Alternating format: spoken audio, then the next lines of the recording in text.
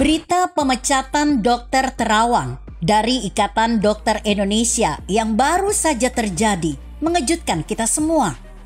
Ada apa? Kok baru sekarang terjadi setelah beliau tidak lagi aktif sebagai seorang anggota TNI dengan pangkat terakhir Letnan Jenderal atau Bintang 3? Ada permainan apa lagi ini? Presiden Jokowi dalam berbagai kesempatan selalu menghimbau agar orang-orang Indonesia yang bekerja di luar negeri untuk kembali ke Indonesia dan membantu memajukan negeri ini. Tapi berita yang kita dengarkan adalah langkah sebaliknya yang dilakukan oleh sebuah asosiasi kesehatan, memecat anggotanya dan ada kemungkinan tidak bisa lagi berpraktek sesuai profesinya di bumi Nusantara tercinta ini. Ini berita yang menakutkan bagi banyak orang Indonesia yang tengah bekerja di luar negeri untuk kembali ke Indonesia dan membangun bangsa ini. Kenapa menakutkan? Seorang Jenderal TNI, Bintang 3 dan mantan menteri bisa diperlakukan seperti itu, apalagi mereka yang hanya orang biasa saja. Mengorbankan kehidupan mereka yang sudah nyaman, lingkungan kerja yang kondusif, dan tentunya penghasilan yang lebih dari cukup, tidaklah mudah bagi diaspora untuk memilih meninggalkan semua itu demi sebuah himbauan untuk membangun bangsa. Kita berpikir pragmatis saja, abaikan dulu romantisme heroik.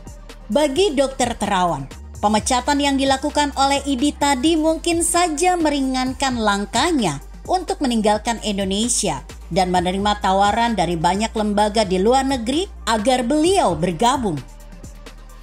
Mengapa meringankan? Karena dia sudah purna tugas di TNI. Tak ada lagi yang menghalanginya. Dan juga ia sudah mengabdi sebagai Menteri Kesehatan, walaupun tidak hingga purna tugas. Semua kebaikan yang diberikan oleh negara kepada beliau sudah dikembalikan dengan tuntas dengan pengabdian selama ini. Siapa yang rugi kalau Dr. Terawan hengkang ke luar negeri? Seluruh bangsa ini, bukan hanya mereka yang di bidang kesehatan saja. Masih ingat bagaimana Presiden Soeharto secara khusus memanggil pulang Habibie dari Jerman. Dan hasilnya, kita punya pabrik pesawat terbang dan wakil presiden yang mampu menahkodai Indonesia dalam masa kegelapan setelah kerusuhan Mei 1998. Dan kita tidak tahu 5 atau 10 tahun ke depan jika kita memberikan kesempatan kepada Dr. Terawan untuk tetap berkarya di Indonesia. Apa yang bisa dihasilkan oleh beliau untuk kemaslahatan seluruh bangsa Indonesia?